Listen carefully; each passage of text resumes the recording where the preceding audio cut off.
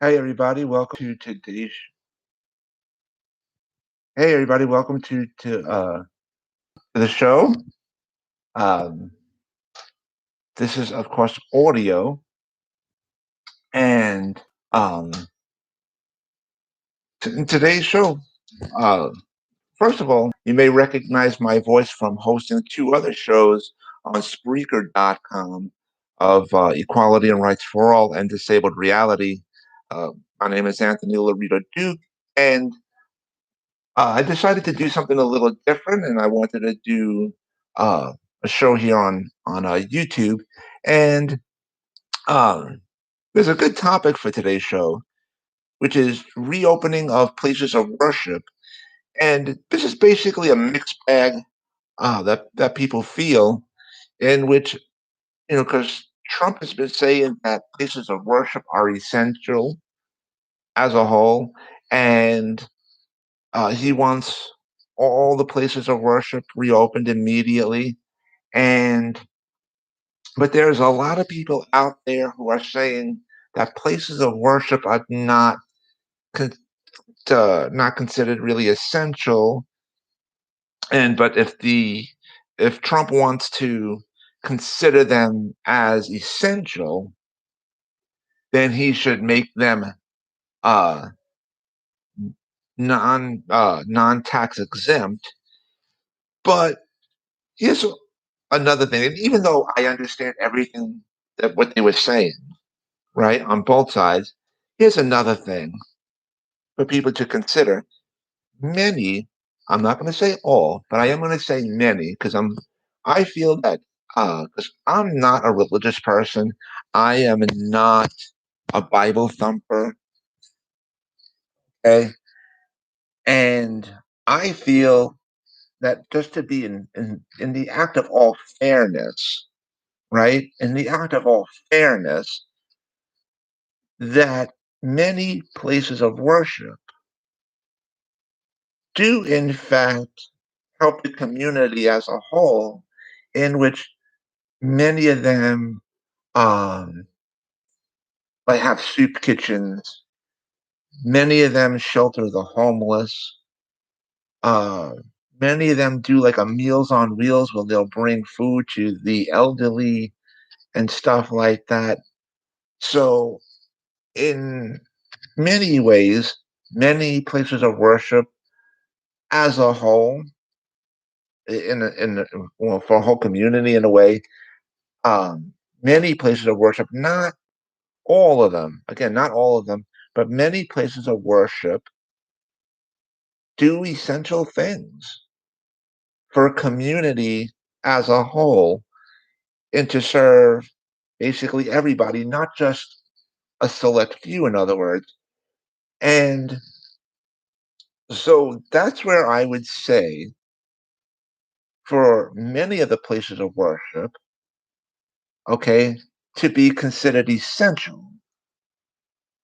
All right. But then you can't say all, you can't just say for all places of worship, that they all have to be considered essential. And I hear religious leaders saying that, aside from this, um, saving our lives from the crisis, they wanted to save their souls, right? And the way that I see it is, and many other people see it this way too, that you can do that from the comfort of your own home. You don't have to be in an actual place of worship. All right. And not only that, I've seen a lot of religious leaders saying, that they're going to do their sermon via video or whatever and send that video to their congregation or whatever they call it. So they help that way. And since this epidemic has started, in which a lot of people caught the virus from being in a place of worship, a um, a lot of states shut down places of worship. In New York, they didn't do that. Yes, the mayor threatened them to take, because at the beginning and in the middle of this epidemic, the government had to take the control to really handle this um, epidemic, to really get a hold on things. And then when you had many people disobeying the rules and regulations and just did whatever the hell they wanted and just overcrowded places, then that became a problem. And so after that, religious leaders were saying, "No, we're gonna shut down and to really get until things can get a control over with this epidemic." And also at the same time, many other places of worship have worked with the government and saying, "We're going to go listen to you. We're going to work with you. In many ways, we're going to go according to the CDC guidelines. We're going to work on how, to wear a mask and gloves or whatever, and this with the social distancing.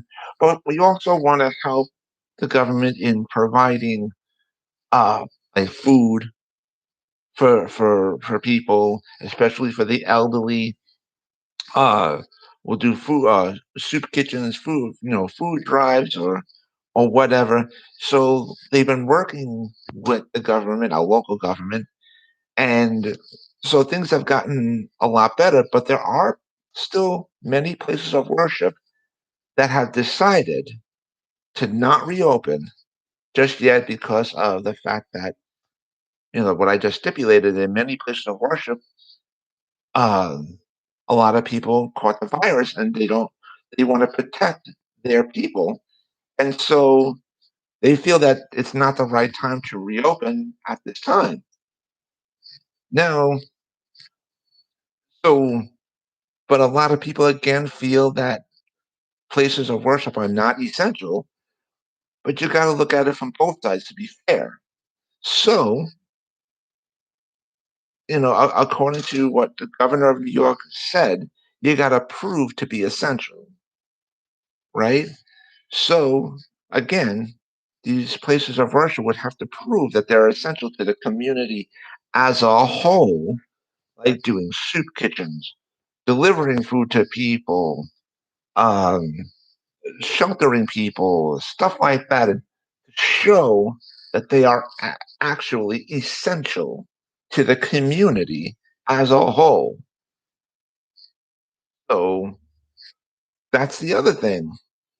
But you got a lot of people who don't want to listen and just want everything reopened fast. And that's really not fair.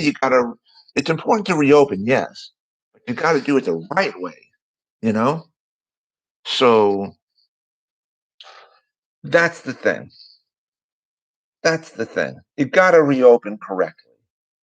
And what does that mean? You got to reopen slowly in the 4 phases, like what the governor of New York stipulated. After each county meets all 7 metric criterias, right?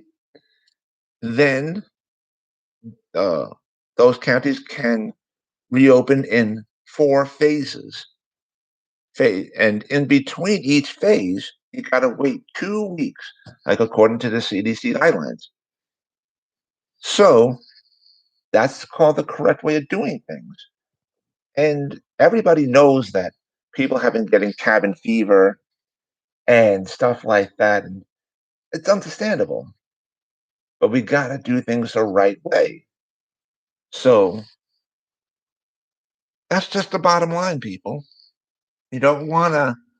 Right now, the state of New York is doing so well in handling the the epidemic cases, and in the intern, when reopening and doing it the right way, you don't want a huge surge in those cases to come back. You don't want a major second wave to happen, and as a matter of fact, in many countries and in many states within the United States that did a full, quick reopening of everything in one shot, those same places saw a major, major second wave of the coronavirus cases.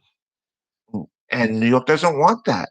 Want to do things the right way, because now those countries and those states that reopened quickly and um, saw a huge increase in their coronavirus cases. Guess what? Now they got to shut down again, restart over. Now they got bigger problems. Don't want to make a bad situation worse. Okay? So, in order to do this the right way, okay, it's a slow reopening. People have to wear masks. If you're out in public and around a large group of people, you got to wear masks. I know it's a pain in the butt to do so, but you got to do it. It's a matter of health and safety for everybody, So, but anyways, um, uh, I just wanted to mention that. So, what do you guys think? Let me know. And it's also important to be respectable to one another. And also, before I go, I wanted to remind everybody about my business, my website, which is Advocate Information Highway. And the link to there is awldny.com. And you guys can check out all the pages on there. And the last page of the website, which is the donations page, um, your donations go to help a lot of people from a lot of different communities because that's what my business does. And your donations help uh, help me and the people for work for me help us meet our goal and to help a lot of people from a lot of different communities. So your donations are very much appreciated, and you can donate whatever you can. And so I wanted to mention that, and I also wanted to remind everybody about the website that my husband and I have together called oddsandends.com. That's ODDZ like zebra, N like Nancy, ENDS.com. And you guys can shop to your heart's content. And I also wanted to remind everybody about my internet store on Zazzle.com, in which I designed a lot of products and they're up for sale on there. And the links um, to my internet store and to the website that my husband and I have together, and also the two links to if you want to purchase both of my books that I wrote. Um, you can go to the store page of my website, and you'll see all the links on there, in which you can click on them, and it'll bring you right to those locations, to those pages. So, and again, you guys can shop to your heart's content. And I wanted to remind everybody about both shows that I host on Spreaker.com. My first show, Equality and Rights for All, which is scheduled for Thursdays, and Disabled Reality, which is scheduled for Fridays. And you guys can check that out on Spreaker.com. You can also listen to the episodes here on my YouTube page as well. You guys can check them out on um, my business page on Facebook of Advocate Information Highway. And you can follow me on all social media on Twitter, LinkedIn, Tumblr. So, and to find out all those links to all the social media pages of mine, it's on the homepage of my website. You scroll down, you'll see the links to each one of my um, social media pages. So I wanted to remind everybody about that as well. And so with that, take care, everybody. Bye.